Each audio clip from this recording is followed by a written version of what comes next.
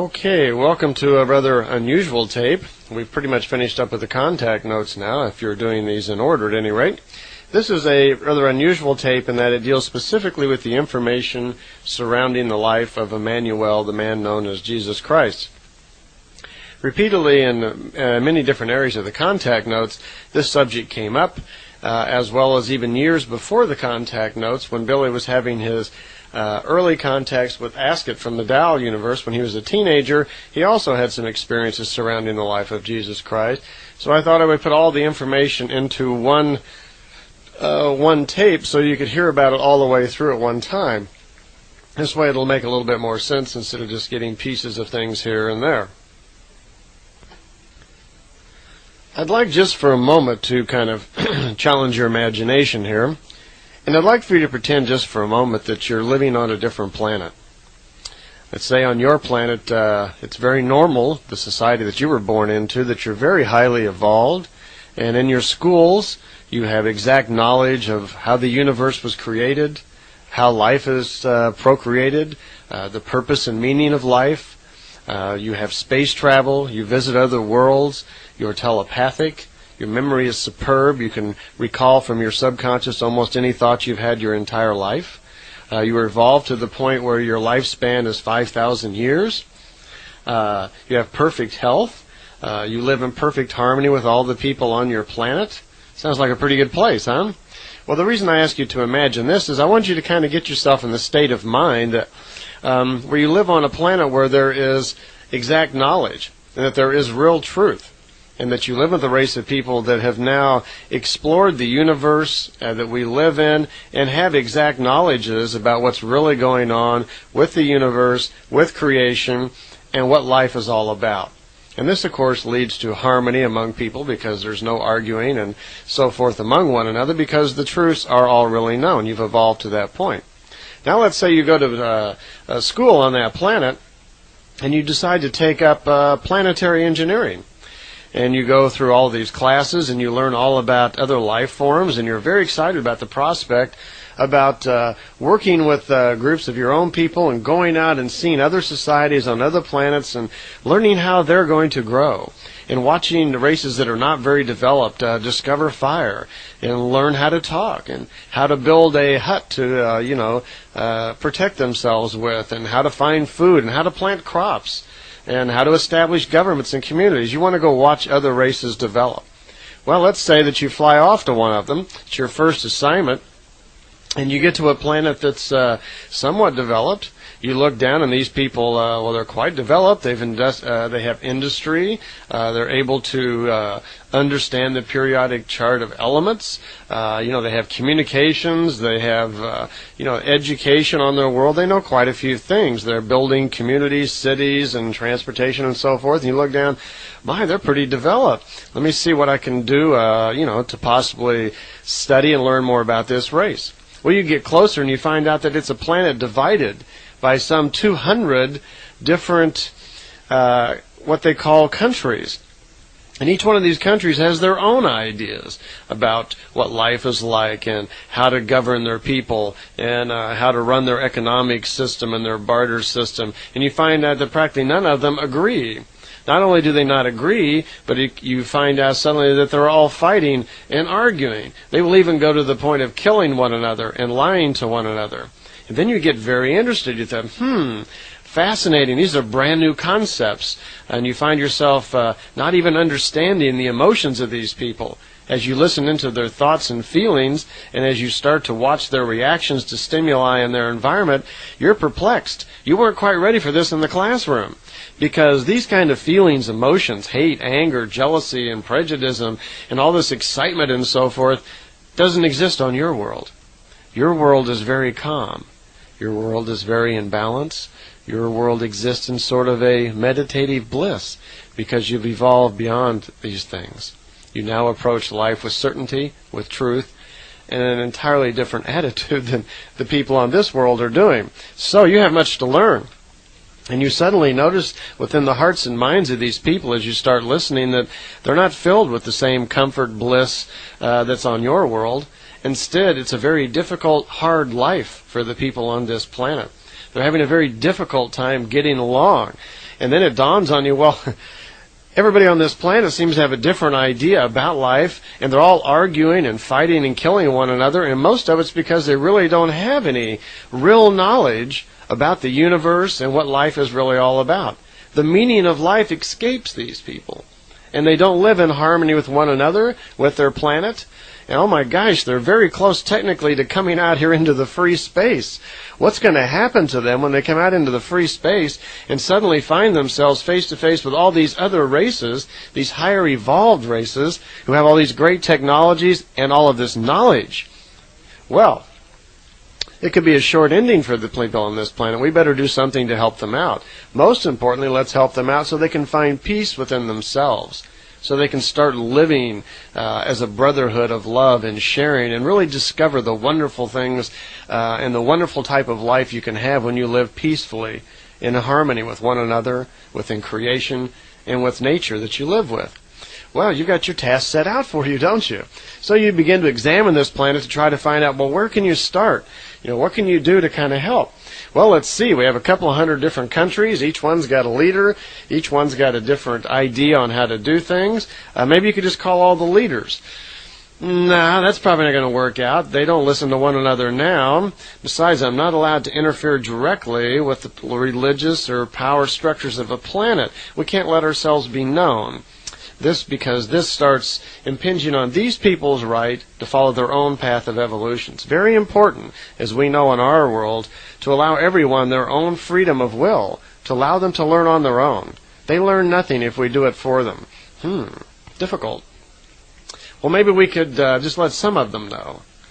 Well, how would we pick the ones that we would choose? How would we choose some of them? Maybe some of them are more intelligent than others. Let's examine more closely. So we spend some time examining different groups of people around the planet and find them, for the most part, just like we knew from class back at home, they're born pretty much with a pretty good sense of spirituality. It's when they come into the world, they're bombarded by all these unusual ideas, prejudices, and belief structures and so forth that really throw them off track and prevent them from really living in harmony with one another. Okay, we can't take too large of a group. Well, let's see. Maybe we could just leave some information for them. How would we do that? We could leave it in a book, or maybe we could just take over their communication system and broadcast all this information to them in their sleep or something. That might not work too good. Could establish fear or whatever if they thought suddenly that they were hearing voices from beyond. They probably wouldn't understand what it was. Well, I've got an idea. Let's try on this planet. Let's select one of these people at a very early age. Let's get them before they've been tainted by all of the deceit and lies that goes on their planet. And let's educate them when they're very young. So it might be similar to how they would grow up on our own world, where we really have factual knowledge about life and creation. Let's pick someone who's pretty evolved. Let's find one of them that's older than the rest, that has the potential for learning and understanding. And let's educate him from the very beginning for several years. And we'll give him lots of knowledges and experiences, and maybe we'll take him with us off the planet and let him see for himself other things around the universe. We'll take him to other worlds and let him discover for himself the truth about things. I've got a good idea. We have great techniques. Let's actually move him back in his own history so he can really see for himself the real facts about how his civilization has come about and got to the point that they're at. Then he really will have understanding. He'll know more than anyone else on his planet because he'll have real truths. And he'll know more than anyone else about what's planet because he'll have real truths. And he'll know more than anyone else about what's really happened in their world, because I can see their history books are a mess. They've been rewritten on different parts of the world just to serve the interests of certain groups, and all for just to control one another. That's what we'll do. We'll pick one. Let's find one. Well, we scan our instruments and find that all around the planet there are a number of people who have strong potential, but we want to get someone right when they're very young. Very young, let's find one when they're first being born. As a matter of fact, let's find a spirit in the fine matter world. We know how to do that. Let's find a spirit in the fine matter world, and let's intercede with them just as they're being born. So we're involved with their growth from the very beginning. That's it. So we do that. We scan the fine matter world, which is what many people have thinking is heaven or the other side. It's that place where spirits rest when they're not in physical body. We know all about that on our world. As a matter of fact, it's quite easy for us to dial in the equipment on our ship right here, and let's find one. Here's one.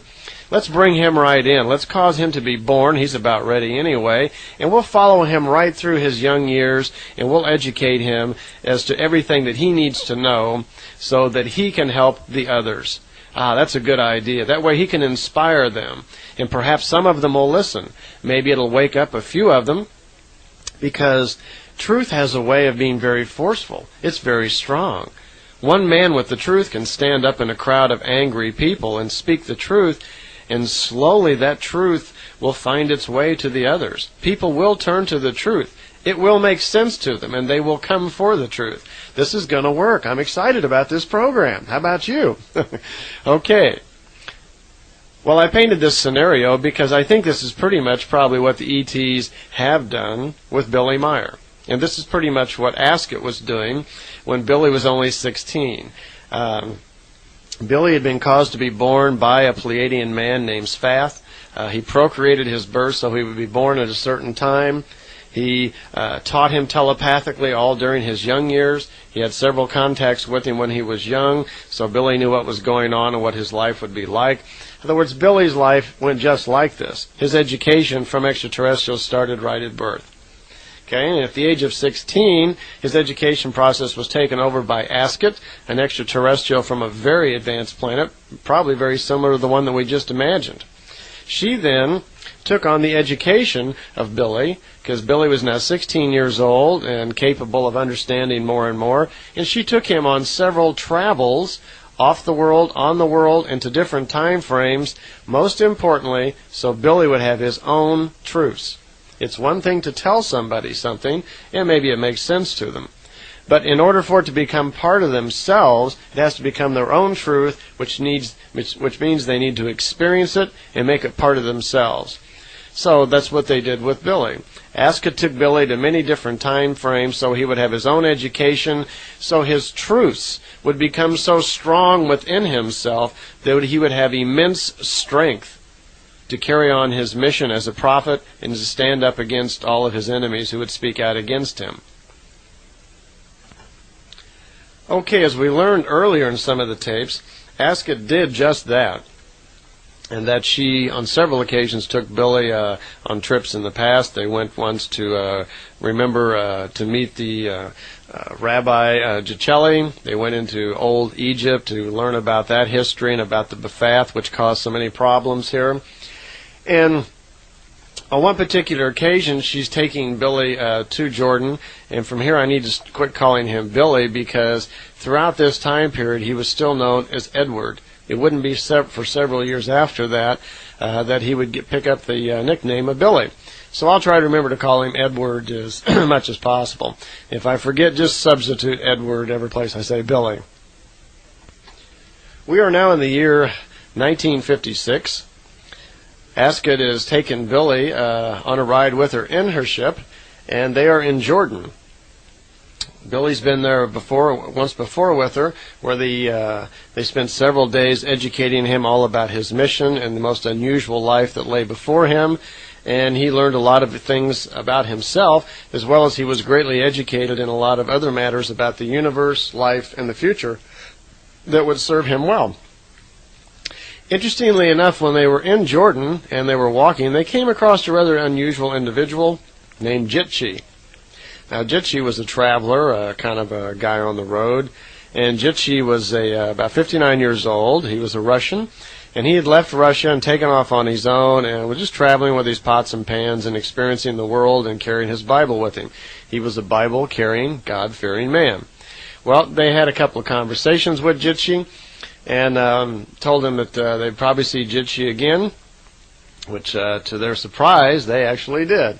They returned 2 days later to Jordan and to continue their contacts, because what they're going to do, Ascot has brought Billy, at the age of 19 now, to Jordan in the current time period of 1956, because they're going to return back to the year 32 in that same location. And for some reason, she brought him to Jordan, and they're talking there and discussing about his future life and his past life and so forth. And Jitchi comes and surprises them at the ship. They weren't expecting to see Jitchi at that point, but there he was. So Jitchi comes along with them, and I should give you a little background. Now, we went over this on another tape, so I'll run through it kind of quickly. Jitchi was a very religious type of person and had a lot of trouble understanding that this lady Asket could be from another world and was not an angel sent by God. So after they got over that hump, it was decided that it might be a good idea for Jitchi to come along, and he was extended the opportunity to come with them if he would chose to do so. And there were some discussions, of course. Jitchi told them that he was God-fearing and believed in the Bible and all of this, and they had to have a few conversations with Jitchi before they left to explain that one, Asket was not an angel. She did not come behalf on any God, and she was not here to change the world or anything, and that Edward was undergoing, you might say, history lessons, and that the purpose of this mission was to educate him, and that Edward had already put out much effort over his short lifetime so far to educate himself very well in matters of spirit and so forth, so he would be ready for this particular journey that he was getting ready to take. Well, as I mentioned on the other tape, Jitchi goes with him. They do make a few other time jumps through history and kind of get up to speed, so to speak, so they'd be ready for this one. It's no secret that probably nothing has had more impact on our society on this planet the last 2,000 years than Christianity, i.e. the story of Jesus Christ. And no matter where you go on the planet, you can get yourself into a darn good discussion with anyone when you bring up the subject of religion. Because depending on where you were born and how you were raised, people from all different parts of the world all have a little different viewpoint. The majority of the world does not believe in Christianity. Just simple numbers. Most of the people are either Islamic or Buddhist. Not that many of them are Christian. Now, we live here in America where predominantly this is a Christian society. When you're born into this world, that's what you are told is true. There's no reason for us not to believe it. That's just what our parents and everyone tells us. But there really is no proofs provided, and we are not an open-minded society, at least we haven't been too much in the past, that allows you the freedom to actually learn about all the other religions. One of the problems is our education system. This country was founded on the principle of religious freedom. We do have freedom of speech, and fortunately in this country you can go seek out this knowledge. But you don't have too many options when you're a little kid. You're just taken by the hand and taken to whatever church or synagogue or center that your parents belong to. And for most of us grow up, at least for most of our younger years, we grow up just believing what our parents have told us because we don't get a chance to get educated in anything else. Well, here we have a chance. Billy's been, his educational life has been more controlled by higher beings, so he's on a little different path of learning. But Jitchi, his life has gone pretty much the way the rest of us have. Myself, I grew up in a religious family. My mother was a director of an Episcopal church and is very active in it. I have a brother who's a minister and another brother who graduated from Oral Roberts. So there are a few Bibles laying around my house. And myself, well, I was an acolyte and I grew up through the church, and there was a time I probably had the entire communion book memorized. So I have a little background in that myself. Jitchi was probably similar to that and was having a very difficult time now understanding what's going on and that how history could have got changed and altered so much. You can imagine what might happen to someone's mind when suddenly they find out most of the things that they know and they've been told are a little different. They're different and they've been changed on purpose. So that one might irritate you to find out that you've been misled, that things have been misrepresented all of your life and you were educated wrong. Well, they take off for the year 32. They get into Asket's ship. Asket, they're in Jordan now in 1956. The ship just pulls away from Earth. And as Edward described it, they pulled off the planet. You could see the planet very small down below. Asket does something with the instrumentation, and they immediately kind of race right back into the planet and land pretty much in the same place that they were, except it's no longer the year 1956, it's the year 32. Now, I know the calendars are off, and when we talk of the year 32 here, we're talking about the age of Emmanuel, or Jesus Christ. From now on, we're going to call him Emmanuel because that was his real name. In the old language, it was spelled Jmmanuel, not so with an I or an E, but with a J. So we'll refer to him from now on as Emmanuel. Okay? They are now in what we're going to call the year 32, and it's just a few days before the crucifixion. They arrive there, and they get outside of the ship, and the first thing that Edward notices, he's looking around to see how much different everything looked, because they landed right back in the same spot. They're just a couple thousand years earlier. Well, he notices that the vegetation's quite a bit different. Trees are different. Some of the hills, the slopes and angles on them are a little bit different. But for the most part, he's able to recognize the landscape, and he can tell right away that he's at the same spot that they just left. Jitchi right away jumps out of the ship and grabs his pots and pans and his bag and everything with him and his Bible, because he's having a very difficult time understanding all this. It's quite a shock to your system to be 59 years old and to have all of your well-placed logic suddenly being shattered. Well, Ascot explains that they're going to have to change their clothes because they're going to be here for 4 days, and they're going to do some traveling on foot, and they're going to go to different places, and they're going to mingle among the locals, and it's going to be necessary for them to wear these language translators around their belt. And she has some robes for them, which look like the typical robes of the time.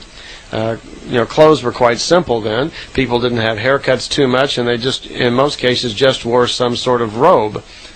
And they had that as well. She had, and it isn't explained why, but she also asked them to take off their earthly clothes and put on the clothes that she brought for them from her planet.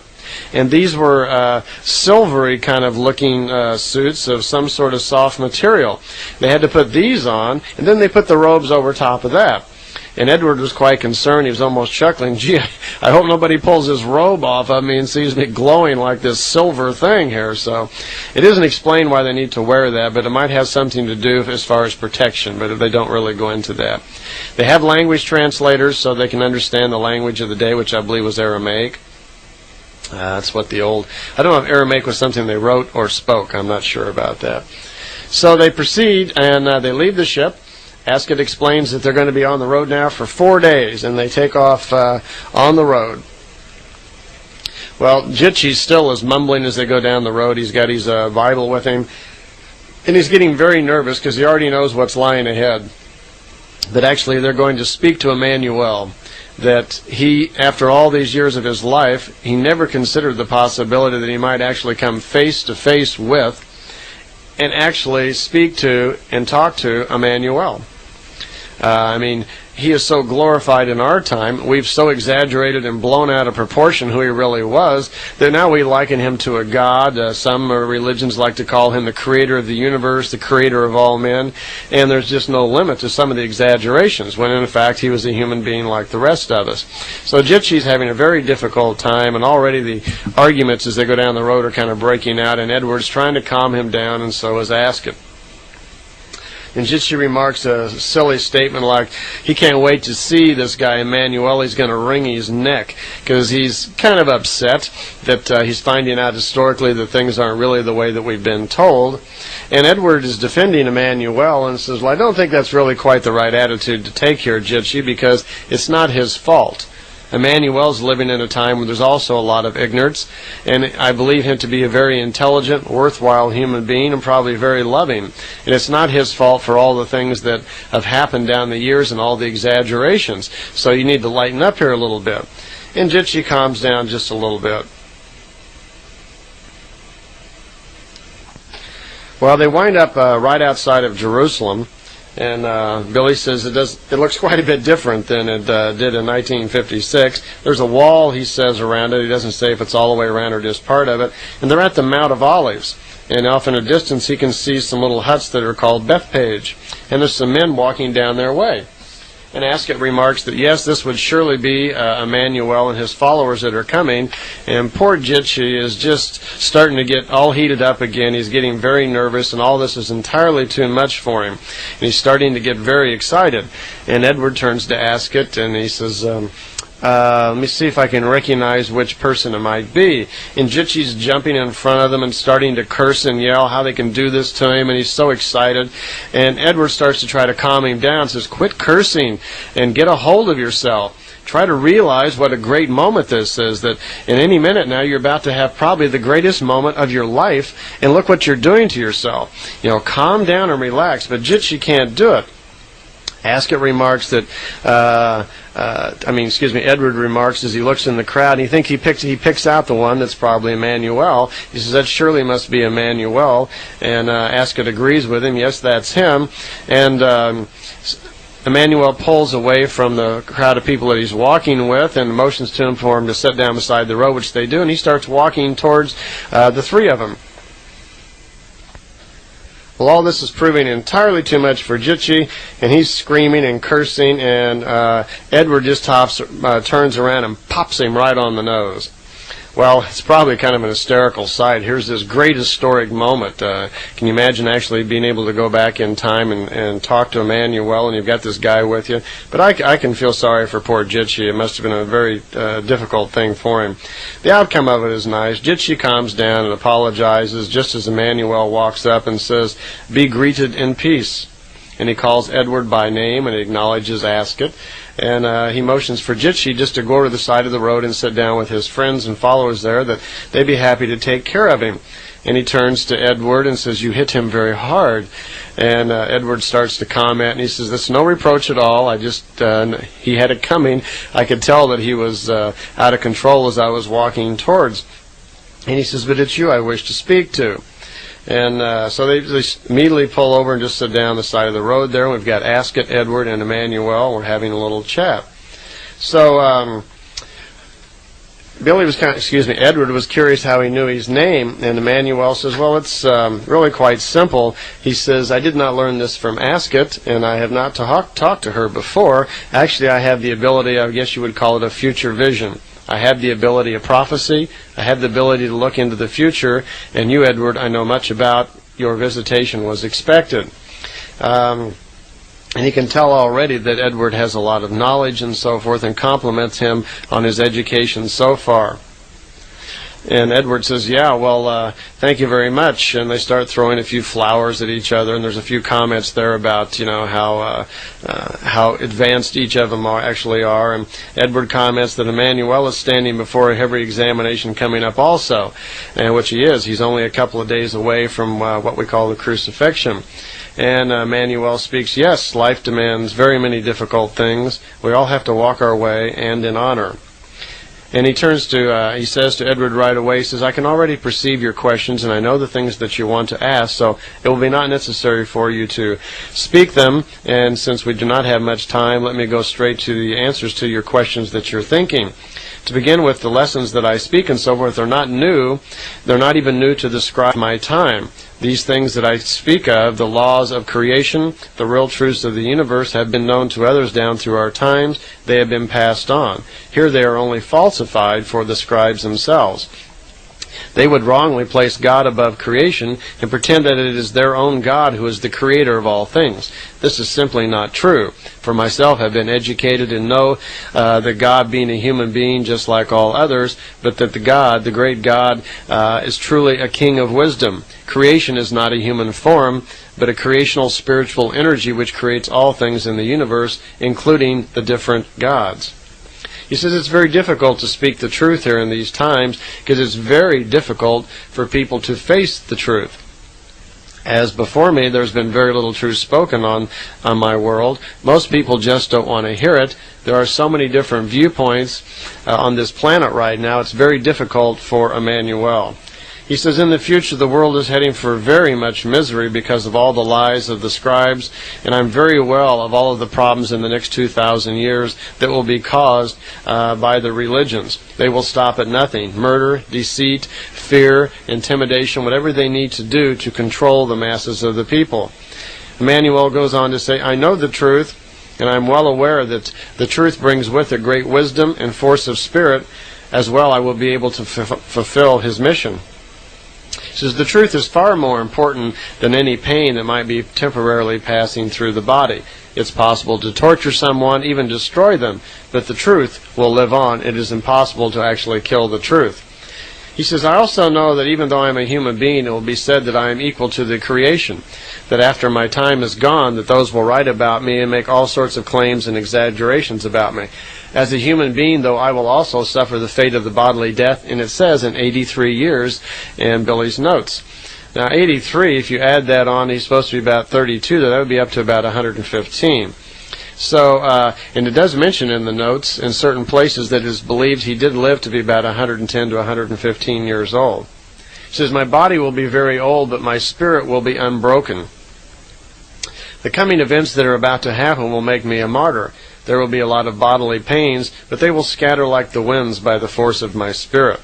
This is the way it must be, so I can fulfill my mission and continue on to India. Edward also notices as he's speaking, and he comments, he says, excuse me for interrupting, but I notice that you seem not just a little weary, but you seem to have a little grief, and I pull these feelings from you.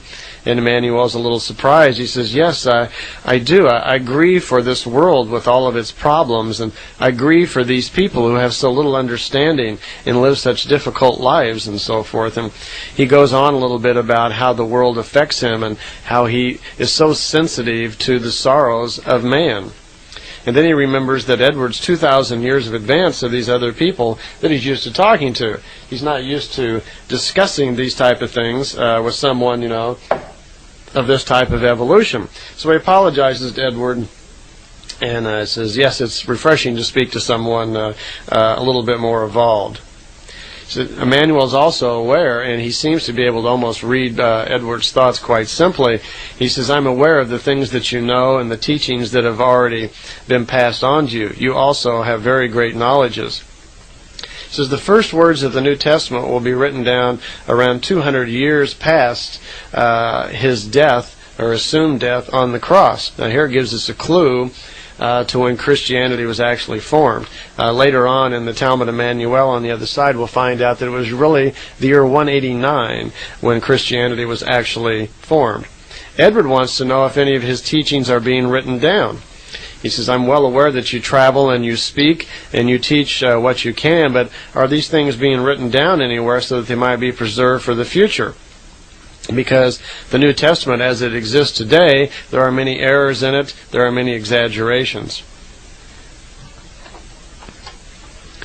Emmanuel comments that, well, my scribe and faithful friend Judas Iscariot writes down most of my important lessons, but try to remember that very few people read and write at this time. Judas can read and write. I myself can read and write, as it was necessary for me to learn during my own years of education when I was young.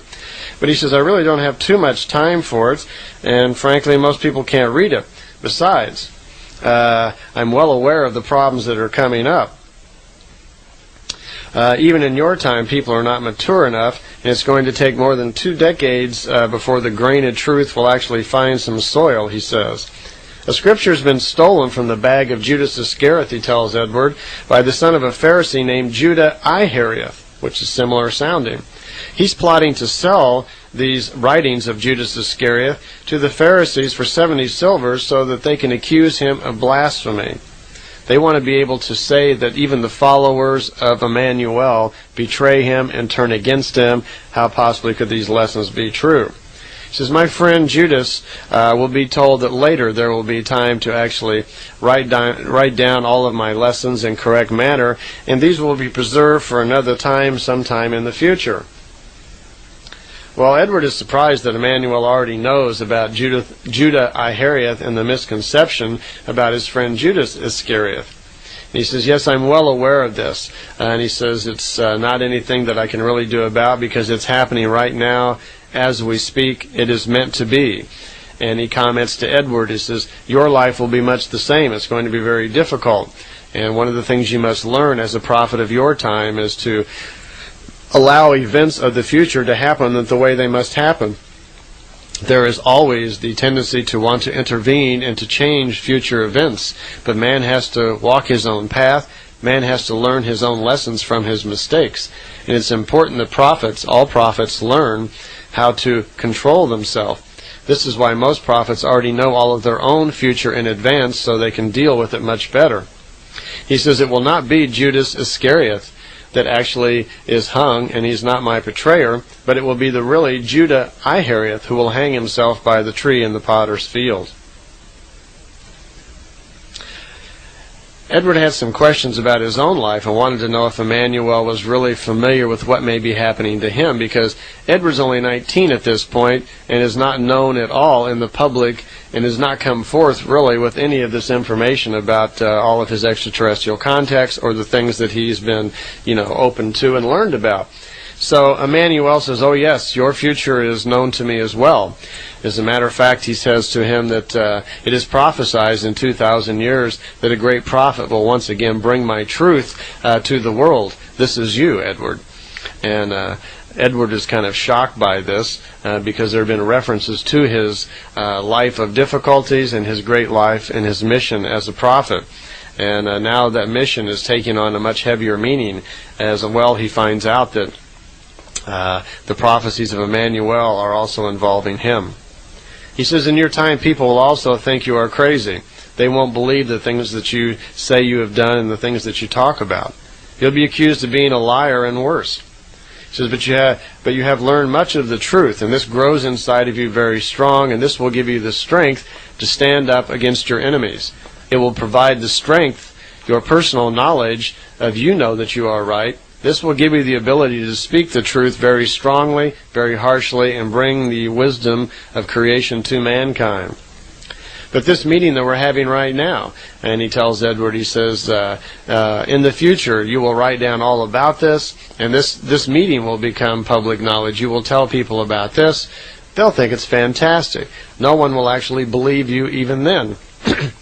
So don't expect people to rush up to you and praise you for what you've done. You'll be regarded as a maniac. It says your worst enemies are going to be the cult religions of your time. In my time, they're very dangerous. Your time is quite a bit different. He says because they're very organized and they're very powerful.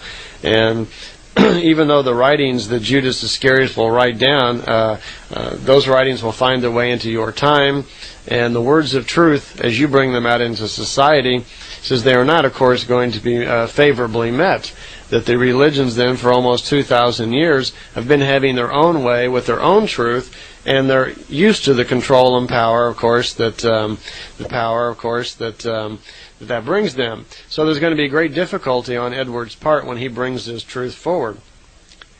Emmanuel also comments to Edward that he can expect many attempts on his life.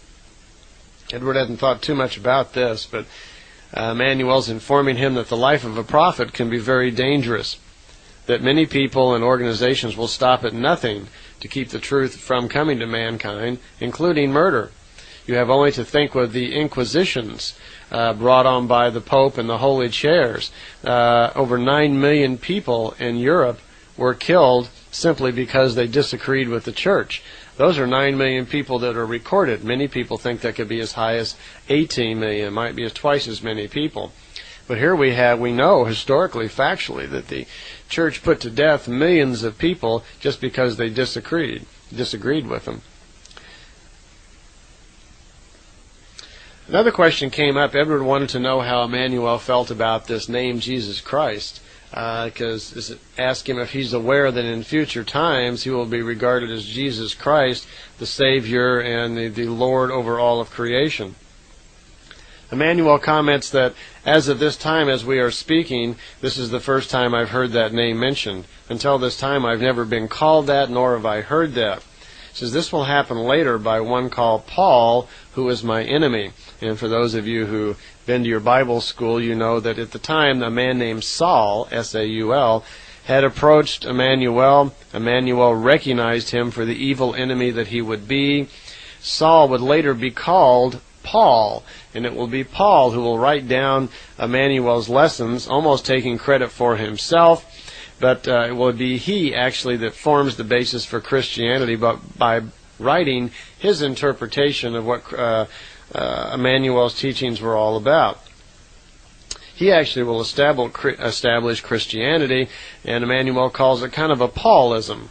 He says that it's unfortunate that most of my original writings at that time will not be used to form Christianity, but unfortunately Paul will write it all down, and that will be used as the basis to form Christianity. And Paul is slightly confused at the time that he will write those. Right now he's my deadly enemy. But he says, overall, I feel very badly that I will be remembered and will be called Jesus Christ and will not be remembered as being Emmanuel, being the human being that I am. I'm very well aware that they will make a God out of me, that they will change my name. Most people will even be surprised to know that my real name is Emmanuel. They won't know that I never lived as Jesus Christ. Also, very interestingly enough, it will be sad because the words Jesus Christ are really negative phrases. Christ means the anointed one in Greek, and it refers back to a cultish organization which demanded blood deaths and so forth. And he says, when you say some words, people of your time will not even be aware that sounds have effect on your subconscious, which affects your spirit and can control your moods. That the word Christ and Christus form negative meanings to the subconscious. So it is not even a good word to be calling him. It means to destroy the truth. And the reference, which we talked about in some of the tapes before, there is reference to this number 666, which means destruction of the truth, and these words, Christ being one of them. So he's very unhappy about that. Actually, he says he's just rather sad that things will get altered, and that it's unfortunate that he will not be remembered for being the human being that he is. Another thing that came up was about his birth date. Edward wanted to know if he was really born on December 25th, and what we've heard about him being born in Bethlehem and all these things were true. Emmanuel says, yes, I was born in Bethlehem. I was not the son of God, and never in my time have I ever said that. I don't claim to be the son of a God. I know full well who my father was. He was one of the celestial sons known as Gabriel, and he was a physical man. My birth date was not December 25th, but February 3rd. He says there have been mistakes in history. Apparently when we went on the Gregorian calendar, we slipped like 35 days or something, and I think that's what he was making reference to. But his true birth date was actually February 3rd. So he's a Waterman guy.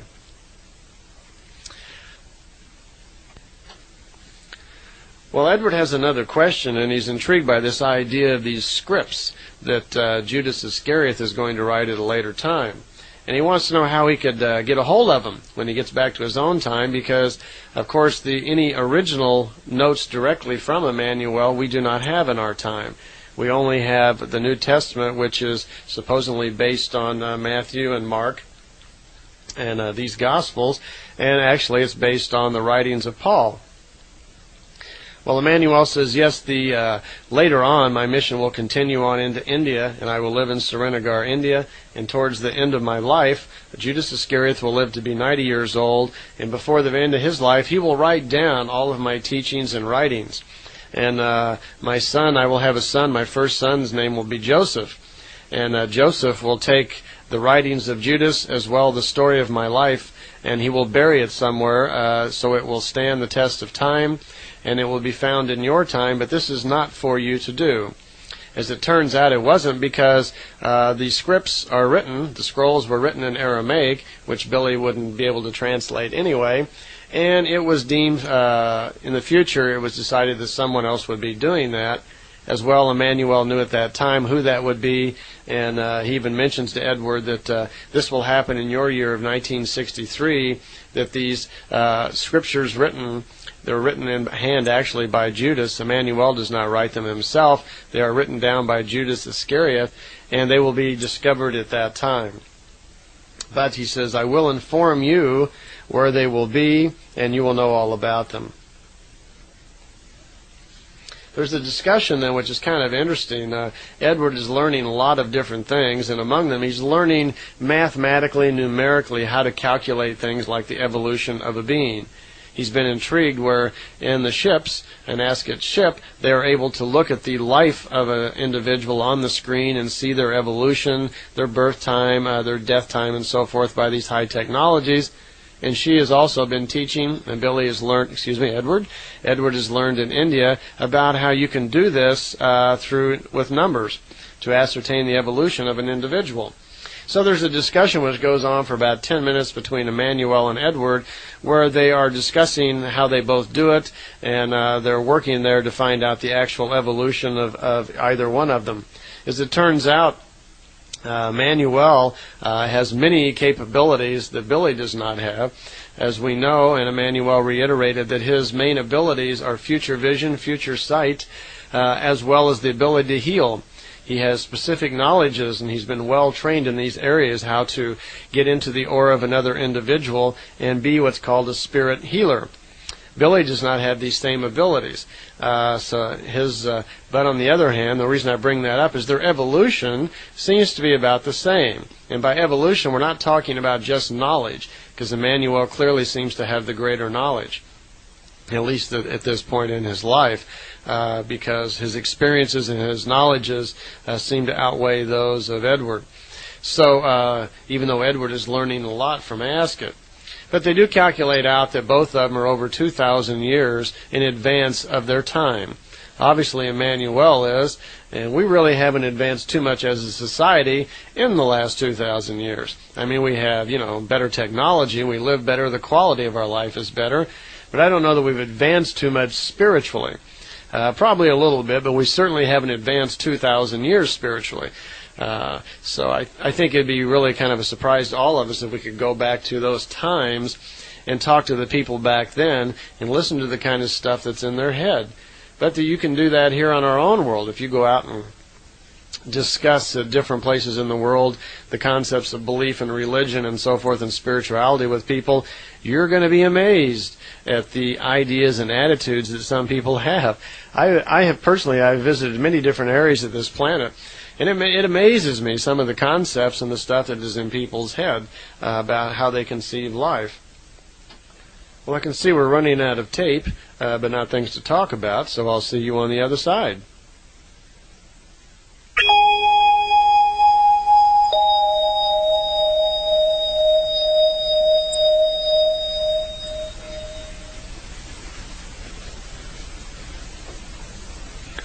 Okay, we're back on the other side here, and we were just finishing up with Edward's trip back to the year 32 to talk to Jmmanuel, and they were discussing when we left there the difference in evolutions in the two people. Jmmanuel was very aware of Edward and knew that his evolution was very, very high. Actually, his age of evolution apparently was higher than Jmmanuel's. That Edward was not actually an earth being, that his spirit had come from another planet and benefited from more lifetimes, greater knowledge, more experience. It's not mentioned in there where the origin of Jmmanuel is. There are constant references throughout the contact notes of the connection between Jmmanuel and Edward. Billy, later in life, on conversations I've had with him, there's some confusion on Billy's part too. There were constant references that he may have been Jmmanuel, that he was somehow connected with Jmmanuel. It's quite obvious that he actually is the prophet who is bringing back the teachings of Jmmanuel that Jmmanuel prophesied about. This is already happening here in the year 32, and Billy is the prophet that is spoken about. So, but they both ascertain that they understand each other's numbering system and that they are both living far in advance of the evolution of their current times, making it very difficult to talk to the people of their time. That goes without saying.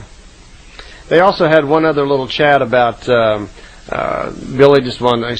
asking one more time about this idea of being a savior and the Son of God, and Jmmanuel says, yes, I sense your meaning there. And I wanted to make it very clear, he says, that never have I said in my lifetime that I am the Savior for anyone. It is not that I teach. I'm not teaching people that I am here to save them.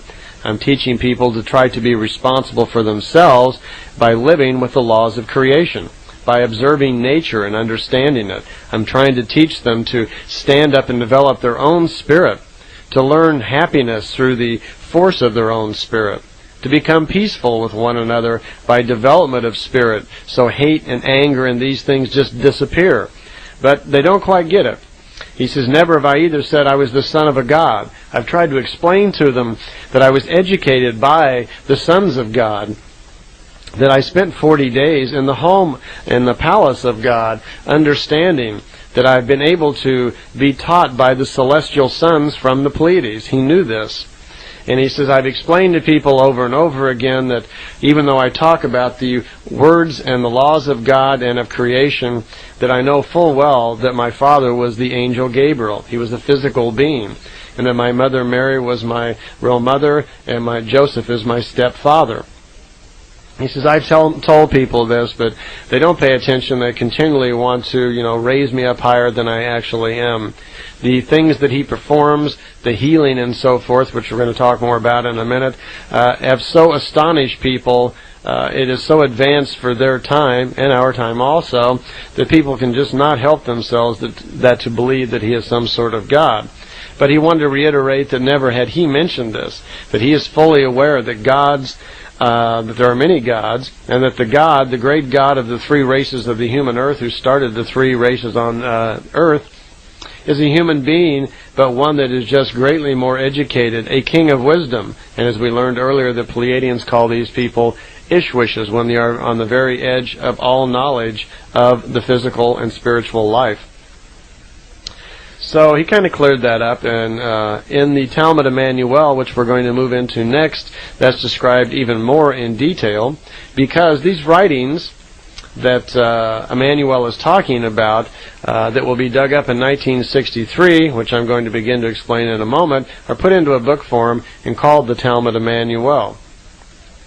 Well, the contact is about ready to end. They've talked for quite a while, and Emmanuel is wishing Edward luck in his teachings, to gather strength of his spirit so he can fulfill his missions. And he makes one other comment, that he says, we don't want to get misled about religion. Religion has many good qualities, and we owe much thanks to religion for preserving as much of the teaching and stories of my life as they have.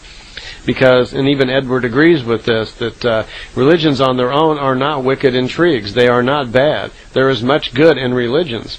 It is simply the misuse of them, which is misleading to people, and which is so harmful to people. Those people which take the goodness of religion, exaggerate it, and bend it around. I know for myself, and being raised in an Episcopal family, that there are a lot of very loving, beautiful people who believe in Christianity, who are very devout in their beliefs. And these are wonderful people. And the priests, for the most part, in most all of the churches, are the same. They believe full well. They are full of love. They are wonderful people trying to do something well for humanity. These people are not the problem. There are many people who exaggerate and pretend that Emmanuel is something that he's not.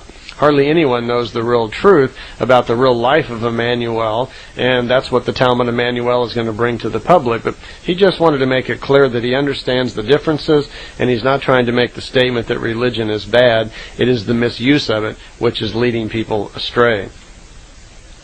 Edward has a comment about Ascot not being included in the conversation, even though she's been sitting there all this while. And Emmanuel, he seems to be very exacting, a very intelligent person who is right on top of the thoughts of Edward all the time. And he remarks it was that the conversation was for you and I, and that Ascot full well knows all of the laws of creation and is aware of all the things that we're talking about. And it was my time to speak to you, and I'm sure that Ascot takes no reproach to that. And Ascot chimes in, of course. That's exactly why I was here. So with that, they get up, and Emmanuel says, follow me, and they walk over to the followers they're sitting across the road, where Jitsi now's had his chance to make a few friends and calm down, and he's having a great time there himself, and he's not paying any attention to the others. So Emmanuel and his followers move on down the road and go on, and Jitsi, Ascot, and Edward then return back to Ascot's ship and return back to their own time frame. They do not stay there for the next coming of days, which of course are very important in the life of Emmanuel. Okay, this next part, we're going to go over the actual scrolls that were written by Judas Iscariot. We've heard in the previous section here how Judas Iscariot has written down much of Emmanuel's teachings during the time of his ministry, but they've been stolen by Judah Iscariot and used against them.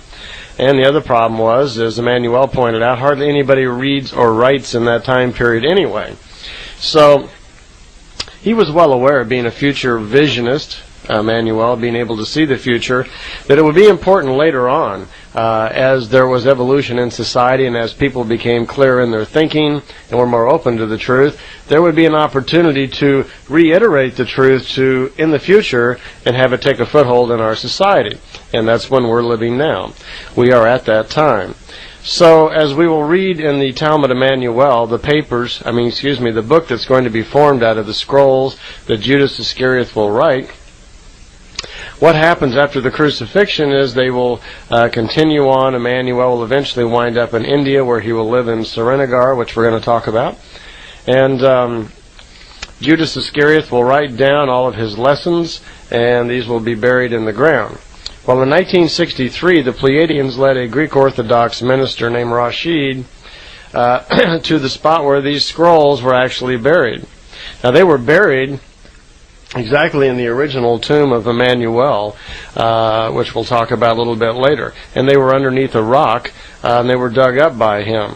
What happened was, once he dug them up, they were in a kind of a glass resin sort of case. And it looks like the resin had almost been poured over them or something. And Rashid took those, and as I understand from other people, I believe that they were actually taken to the British Museum at one point. To try to authenticate them, and since they were in the old Aramaic language, this is strictly second-hand knowledge, and I don't know how accurate it is, but from what I understand was they were not able to authenticate the scrolls as far as aging, because they were in this resin box, which seemed to prevent them from aging. They were, however, quite curious about the box itself. Well, Rashid was chosen because of his great knowledge of religion. Pleiadians then helped teach him Aramaic, so he could begin to translate these scrolls into German. He worked on them very diligently, but he himself was having many doubts as he began to read them and find out the truth about the original teachings of Emmanuel and how things had actually been altered, even his name, and much of the teachings themselves were quite altered. So he had a few doubts on his own, but he was able to continue actually translating all this stuff into German.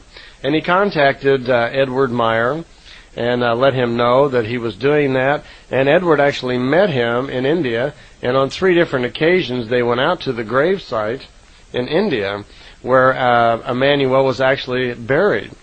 Now, this is an unknown grave site. It's not where people commonly think it is. It's out on the edge of town somewhere in the mountains on the side of a hill. And both Rashid and Billy had been directed to there. Billy was most interested in going there because during his time when he was visiting Emmanuel in the year 32, he was, of course, very curious, like anybody would be, what was really going on here. If he was really in the year 32, was this really happening? Was this some sort of mind control thing, or what was really happening? And he was challenging his own consciousness as to how this could be possible. So he was told by Emmanuel that when he would move to India and live there, he knew where his gravesite would be, that he would leave something buried for Billy, so that later on in his own time he could go there and dig it up, and he'd know that he was not absolutely crazy. So Billy did go to the gravesite on 3 different occasions and dug deep down into the sand and so forth where the gravesite was, and found what he was looking for, which turned out to be some sort of foil object that we mentioned earlier, that at least let him know he wasn't crazy, and that had been left there by Emmanuel for him, like 1900 years before then. So these scrolls, which were not at that site in Srinagar, they were back in Jerusalem at the original site where Emmanuel was supposedly buried for his 3 days after the crucifixion. That's where the scrolls were at. They were placed there, which we'll go over again later, by Emmanuel's first son, who also was named Joseph. So the scrolls were dug up, they were translated, and they contained the teachings and story, the life story of Emmanuel, completely through his ministry, up through the crucifixion, and up till his time of death at 110 or something like, we don't know his exact age. He was over 110 years old. So it was the complete life story of Emmanuel. Well, what happened was, unfortunately, this minister was working on them. And as he was doing so, he began to get threatening letters and threatening calls from different extremist groups that heard that he had these scrolls and did not want them exposed to the public. So they took off, and he and his family went into hiding. They were hiding out in Baghdad. And when they were in Baghdad, they were approached by some Jewish extremists who threatened his life and were trying to get the scrolls, so he fled to a Lebanon refugee camp. And there, once again, he was attacked by Jewish extremists. They fled in the middle of the night. The Jewish extremists apparently broke into the house they were staying in, or this camp, whatever, and machine gunned the place and set it on fire. They got away, but unfortunately he lost some of the scrolls at that particular time. He escaped with his life, wrote Billy a letter, and had transmitted Billy some of the scrolls. Actually, all that he had left at that time was the first 36 chapters, of which apparently there was about 200 chapters altogether. So he, about 100 chapters. So he sent what he had, which is what we have today. Billy then got them translated in German, and there was a translation in English for us to read. So what we have are not the original writings of Emmanuel, but the original writings of Judas Iscariot, his scribe, talking all about the teachings of Emmanuel and his life story. Now, what's left of these scrolls is put into a book called the Talmud Emmanuel, and it deals with his life. As you'll see, I'm going to go over the book now for you and tell you what's in it. It will deal with his life up through the crucifixion and beyond as he moves into Damascus and then into India. Also, at the beginning of the book, there's a little forward there, an explanation by Billy all about the book and how it came about and the story of it, which is pretty much what I just got through explaining. And there's also a picture of what Emmanuel looked in there, how he looked. Now, it's not exactly a picture, it's a drawing. He at one point had asked Semyasi if she could draw a picture of Emmanuel so he could put it in this book. And she was a little concerned. She said, well, why don't you draw it yourself? You're quite handy, and you know what he looks like. And he says, well, I don't have the talent for the drawing. Besides, it'd be better if you did it. And so she agreed, and she drew a picture of what Emmanuel actually looked like. And that's in the very beginning of the book, so you get to see that. It's just a hand drawing done with, like with pen, so you can see. And as you can see from this picture, that he doesn't really look anything like, the usual pictures we see of a young, blonde, smiley, happy-looking face fellow. He doesn't look like that at all. Billy once told me that he's the same height I am, which is roughly about 5'11", and a half. And he weighed about 170 pounds, 175 pounds. He had a very heavy build, broad shoulders, heavy hands like a farmer. He was a Jewish boy with dark curly hair. So he doesn't, and this is what the picture looks like, the drawing that Semyasi did. So he doesn't look exactly like the images that we're usually seeing and so forth of him. Interesting to know, when you see this picture, your thoughts will probably reflect to the Shroud of Turin. They're sometimes called the death shroud or the death cloth. And this is supposed to be the cloth that Emmanuel was wrapped in after he was taken down from the crucifixion cross. And it's supposed to contain the likeness of Emmanuel, and there's been arguments for years over its authenticity.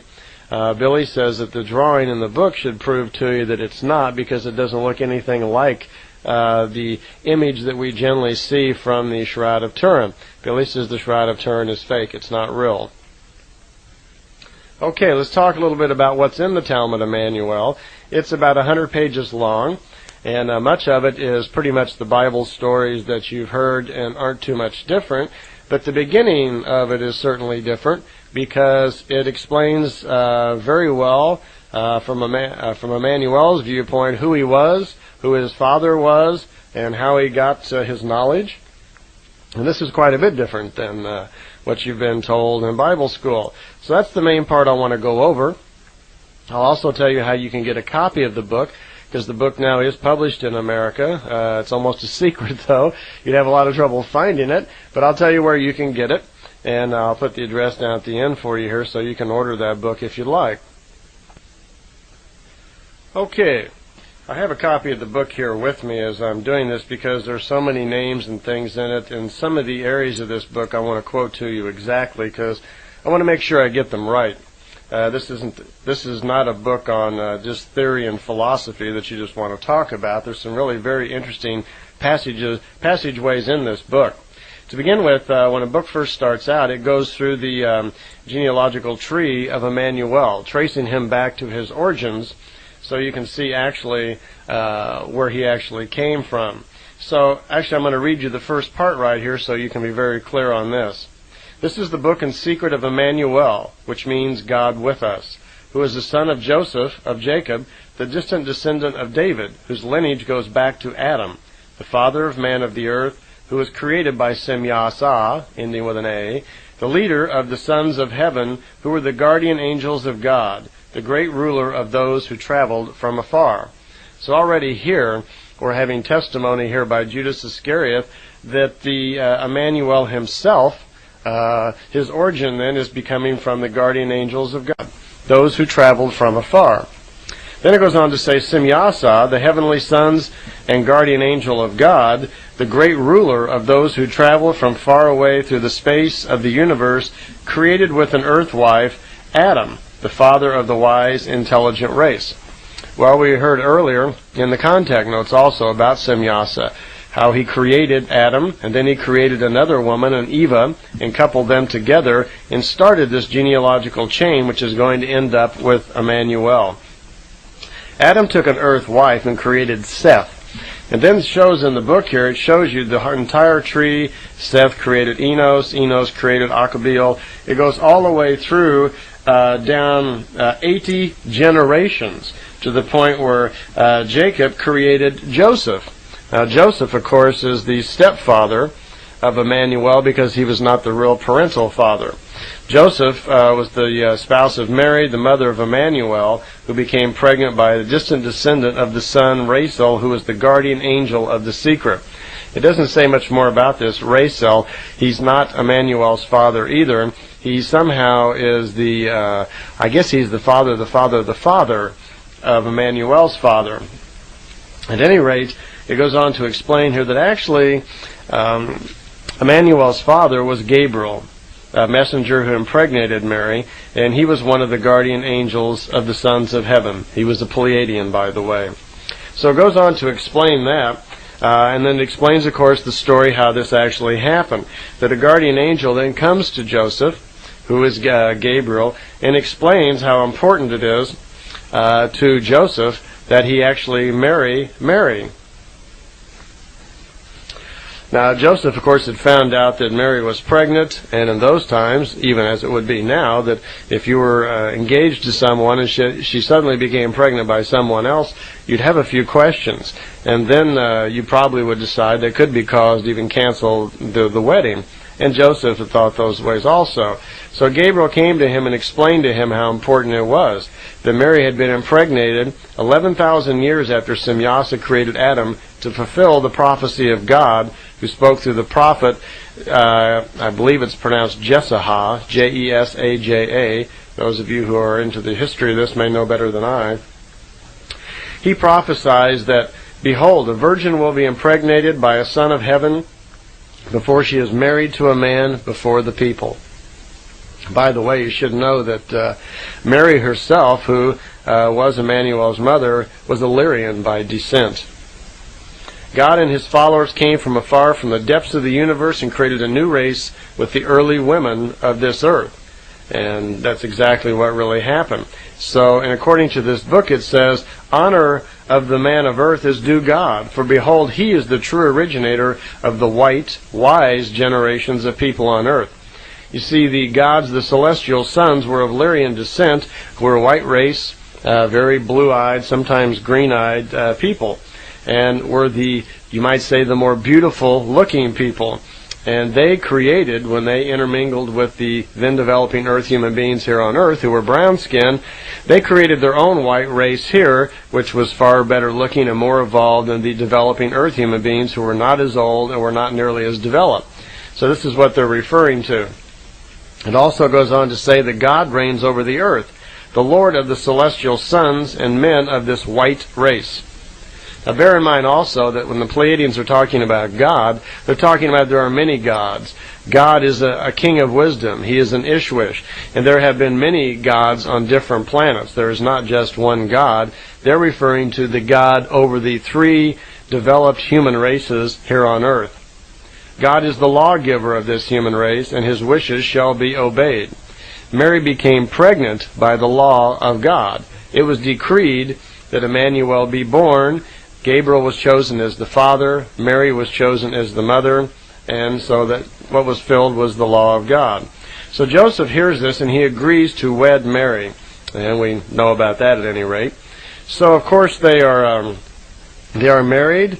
Mary is already impregnated. And by the way, it was not done with any magic, possibly with some sort of artificial insemination. We don't know for sure. But it was either that or it was physical. At the time, Caesar Augustus decreed that a census of the world should be happening. We know about that. And that's what brought Joseph and Mary into Bethlehem, because that's where Joseph's origins were. That's where his family came from. So he returned there to be counted. And the time they were there, apparently it was pretty busy in town. And it was time for Mary to have her baby, but there was no room. At the inns, they couldn't find any room. So they had to sleep in the straw, of course, outside, and Emmanuel was born in the straw. Well, at the time, Herod Antipas, who is the governor, hears of the birth from some wise men. Apparently what has happened, that there's a light in the sky, like a big tail of the comet, they call it, and three wise men come all the way from the Orient. They hear voices from this light in the sky, and they are told that a great king of wisdom has been born, and they should follow this. They do. They come all the way from the Orient, and they appear before Herod Antipas and explain that they had followed this light in the sky, that they heard that a great and powerful new king had been born, which will bring great wisdom to the people. So they follow it. Herod was very frightened by this, as we read in our own Bible stories, and thought this new king might exercise some cruel power. He was probably rather concerned that it might throw him out of office. And he wanted to know where this newborn child was. Well, the three wise men told Herod that, he says, well, in Bethlehem, in the Jewish land, for it was written by the prophet Micah. And so at this point they didn't know exactly where, but they were quite sure that it was going to be in Bethlehem because of this prophecy. Well, Herod asked the wise men to continue on, to go to Bethlehem and see this young child, and then let him know exactly where it was, because he wanted to follow up himself to adore this young child. Well, the three wise men then took off on their own, and again they followed the light in the sky that led them to Bethlehem, and where they found this new child, Emmanuel, born there with Mary. And of course they brought their gifts, which we've all heard about, of gold, incense, and myrrh. Right after they had been there and given their gifts, again the light appeared in the sky, it says, and a voice from the sky told the three wise men not to return to Herod, as he had planned harm to the child. Well, the three wise men, that was enough for them. So instead of going back to Herod, they took a different path and went back to the Orient their own way, on a different way home. Gabriel then appeared to Joseph and told him to take the child and go to Egypt. Because of the problem with Herod, he didn't want the child harmed in any way. So he told Joseph, take the child to Egypt and I'll deal with Herod, and I will let you know when it's time to return. After a period of time, apparently Gabriel has done whatever he did, sent a messenger to Herod or whatever, calmed Herod down, who then has a change of heart and pronounces that he is no longer has any, I guess you call it, a grudge against this newborn child, and now that he understands that he is merely a king of wisdom. So Joseph and Mary return, they leave Egypt and they return to Galilee, where they live in the city of Nazareth. And this then fulfills the prophecy that says that the Nazarene shall be called Emmanuel, because now he lives back in the city of Nazareth. At a certain age, and I don't know what it is, Emmanuel goes to John the Baptist, who at that time was preaching at the banks of the Jordan River. He was preaching according to the laws of God, the same that Emmanuel had learned. He was preaching that the creation was the holder of the secret of secrets, that God was the ruler of the human race, but also revered creation. And people from Jerusalem and Judea all over came to be baptized by John. He again thrashed out at the Pharisees and called them vipers and so forth, and was speaking strongly for the teachings of God. Emmanuel came to him, and when he did, John was surprised and says, "Well, I need to be baptized by you, for you are of greater wisdom than I." Emmanuel says, "Let it happen now, for it is up to us to fulfill all justice, since we are both sons of the earth." So John baptized Emmanuel. Shortly right after that, as Emmanuel comes out of the river after he's been baptized, there's a bright light all overhead, and everyone falls to the ground. Out of this light there's a great voice that says, "This is my beloved Son, in whom I am well pleased. He will be the King of truth, which shall lift this human race to knowledge." Well, Emmanuel rises and is immediately lifted up into this metallic light and ascends up into the sky. Emmanuel was not seen then for 40 days or 40 nights. He was taken by these guardian angels to a place, it says, between the winds of the north and the west, to learn the secrets of wisdom. There he spent his days with the wise saints of God and the guardian angels. And let me just kind of refer to the old book here so I can get that part right. And I'll tell you a little bit about what's called the secret of Emmanuel, is what it says in the writings here. He goes to this place, which it sounds like would probably over in the area where Florida was, where the great gods and the celestial angels actually lived. And there he learned the wisdom of God. He was met and introduced and educated by the guardian angels and the celestial sons. It says there he saw the forefathers, the saints of ancient times, who were the fathers of the human race, the celestial sons. And there he went north along the ends of the earth, where the metallic lights and fire vehicles fell out of the sky with singing, covered with smoke and fire, and soared into the sky. He saw great marvels at the end of the earth. There a large door of heaven opened up, and he saw the three races of mankind. As big as the area of the sea near the river Jordan did the heavenly doors radiate, it says. Radiating inside was the entire land of Israel, alive and true. Behind the door was no hidden secret, for the Sohar entered the smallest spaces, it says, of the cottages and revealed the last to be known. Then it mentions behind the second gateway to the sky there were grand mountains whose tops reached into the sky and disappeared into the clouds. The third heavenly port revealed a land of huge dimensions, mountains with rivers, lakes, and oceans, because there lived another human race. As I've said before, the God of that time ruled over the three human races that had been developed, which remember earlier were primarily the Hebrew race, the Indians around the Black Sea, and then the developing brown skin race, the Indians of the American continent. So there he stayed. He went into the palace of God, which ruled over these three human races, and met the celestial sons. God himself, he says, was immortal and ancient, the size of a giant, like the celestial sons. In the palace of God there appeared to Emmanuel two very tall men, the likes like he had never seen before. He said their faces radiated like the sun, their eyes seemed like burning torches. Fire came from their mouths. Their clothing resembled a layer of foam, it says, and their arms were like golden wings. So surely this is where the concept and idea of the angels came about. It says in here that they lived in their own world because this world had killed them. These two men from the seven sisters, the Pleiades, were sacred teachers, together with two smaller men who said that they were men from Bawi, B-A-A-W-I. And you'll remember from Billy's contact notes that the Bawi on some occasions were aiding the Pleiadians even here on earth. So this is where Emmanuel got his education. During those 40 days and 40 nights, he was taught the laws of creation, he was taught the laws of God and to understand nature, and most importantly, he was given his great abilities of healing and future vision that would serve him throughout all of his life. And through the rest of the Talmud, it is not entirely different than the Bible stories we've read, where he does healing and so forth. But in each story you find constant reference to the laws of God. Nowhere in here does Emmanuel ever talk about being the Son of God. He always attributes his father as being Gabriel of the celestial sons. And at no point in here does he call himself Jesus Christ. It's never mentioned in the book. And at no point in here does he ever revere himself as a redeemer, a savior of any type. But the book, it refers to his lessons, how he tried to teach people through parable, how to learn, how to think, how to develop truth for themselves.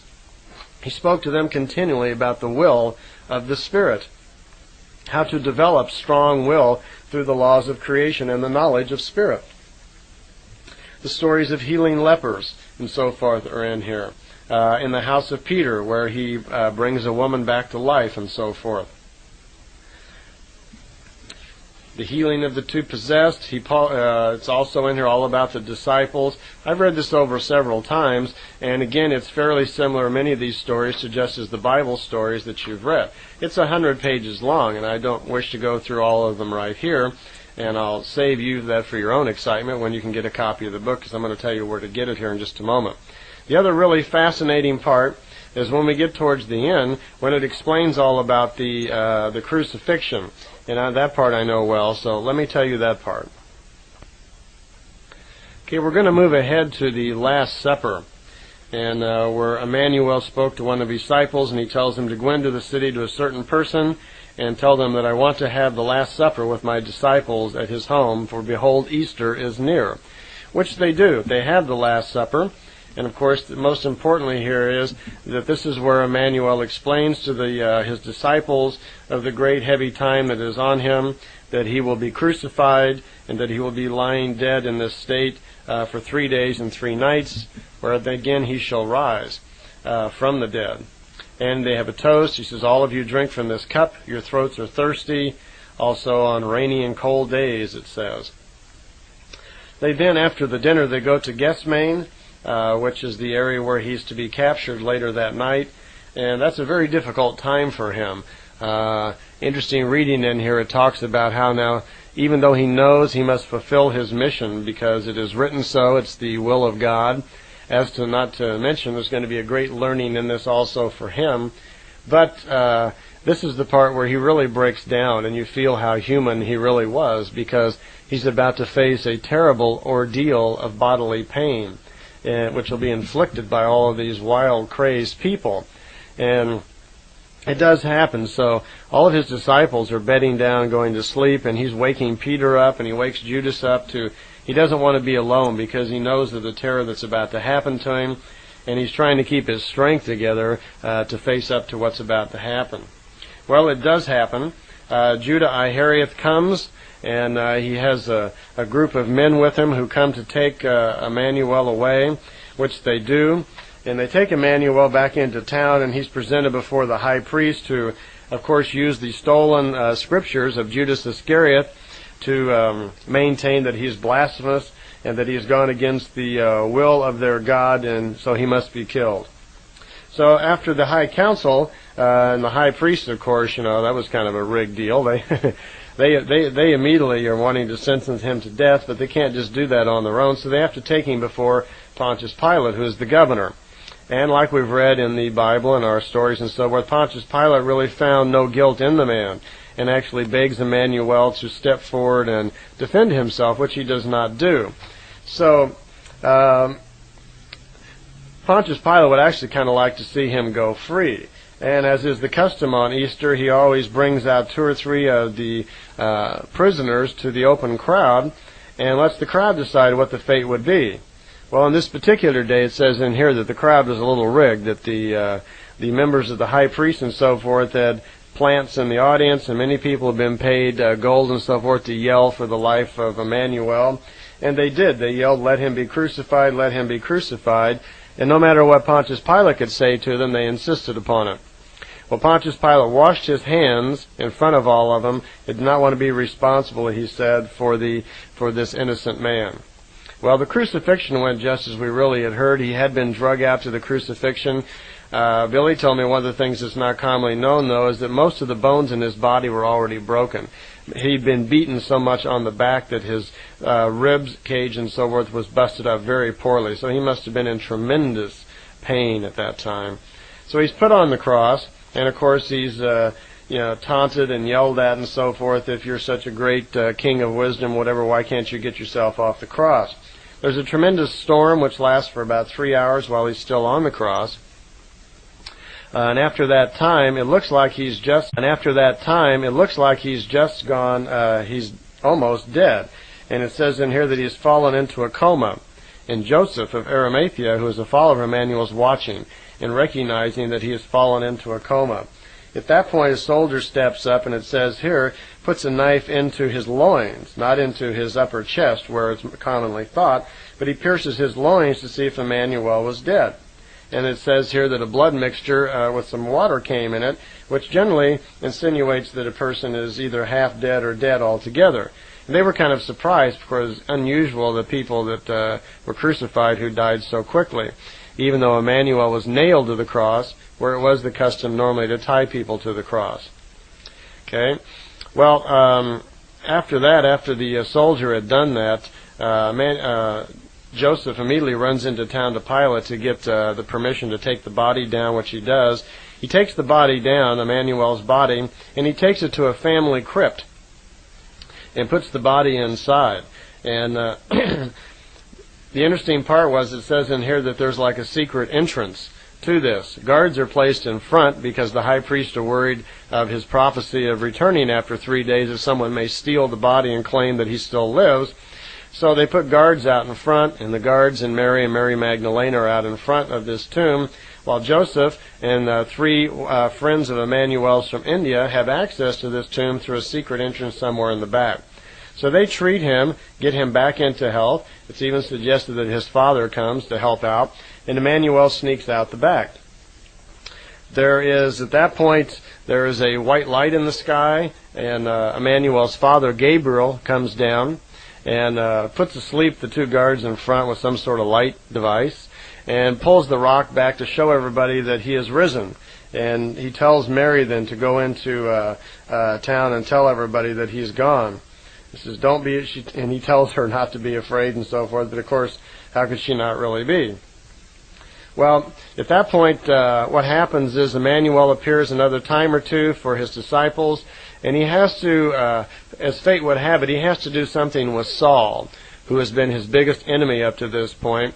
And after Emmanuel's gone and he goes on to Damascus, Saul then begins to create terrible problems in going around and trying to stamp out all of Emmanuel's work, and is having people, anybody who still talks about Emmanuel, he's trying to have them arrested and so forth. So Emmanuel does something about this.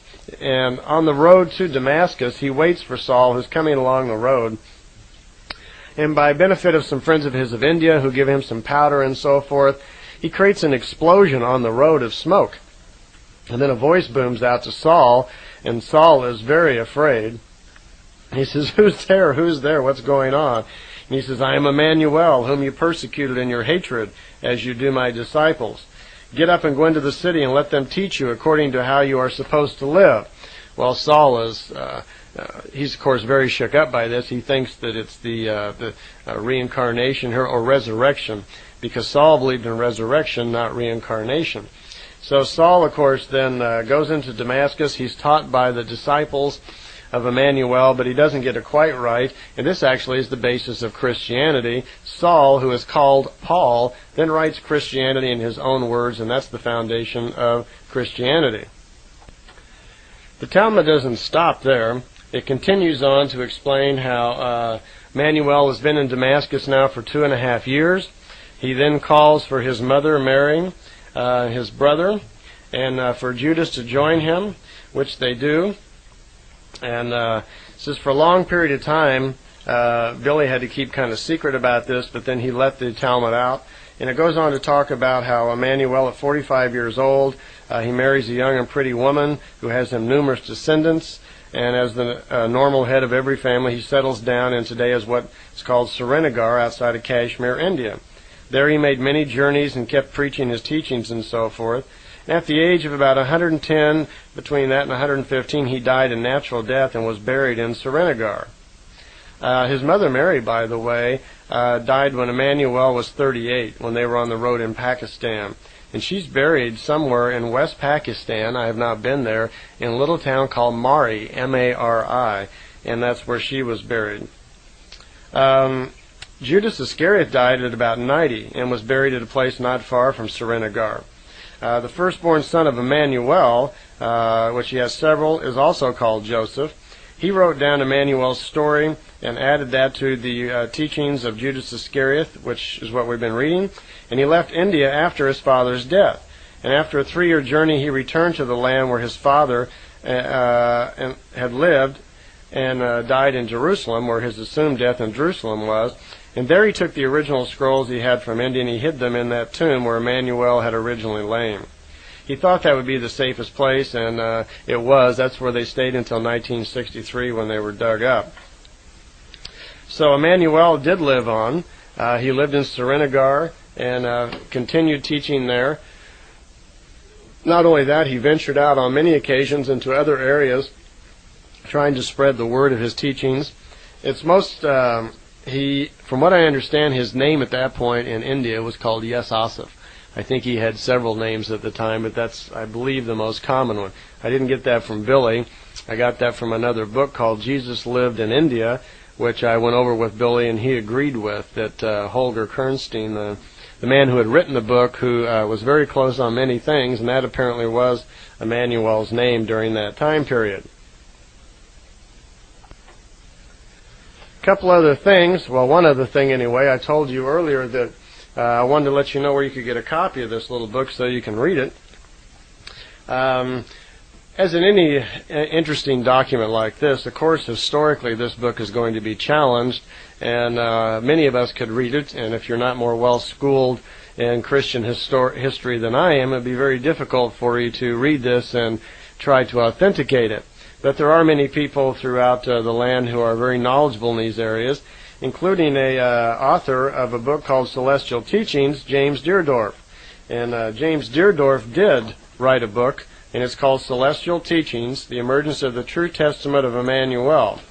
Now, I should let you know that Professor Deardorff, he was a professor at Oregon State, and he spent 6 years examining the Talmud Emmanuel when he got a hold of it, and wrote this book called Celestial Teachings.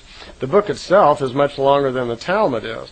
The book itself is 300 pages long, and what he has done is he has gone completely through the Talmud in every way, and being a Christian historian, has tried to authenticate or reveal to fraud these writings. And overall, I can't go through the 300 pages and explain it to you, but his general assumption was, when he was done, that yes, this is the true testament of Emmanuel, and probably and quite possibly predates the Gospels of Matthew and Mark. You can get this book called Celestial Teachings, and you can also get a copy of the Talmud Emmanuel, which is now published in English, and you can get it from Wildflower Press. This information will also be in your exhibits there, but just in case you lose those, I'll put it here on the tape for you. Wildflower Press is located at P.O. Box 230893, Department CT, as in Cat Thomas, in Tigard, Oregon, Tigard, and their zip code there is 97224. Now, at the time that we're making this tape, in 92 anyway, let's see if we have some prices here. Okay, Celestial Teachings is $17.95. The Talmud Emmanuel is $15.95, it says here. And postage is $1 for one item, so you can write to them and maybe get a current price, or send that amount of money, and I'm sure they'd be welcome to send you a book. So, and if you also got Celestial Teachings, it could answer an awful lot of questions for you that you may have as you read the Talmud as to its authenticity, and then you would have the work of a Christian historian who for 6 years went over this document to verify its validity. Okay, so ends our tape on the Talmud Emmanuel, so you can fast forward, and I'll see you on the next tape.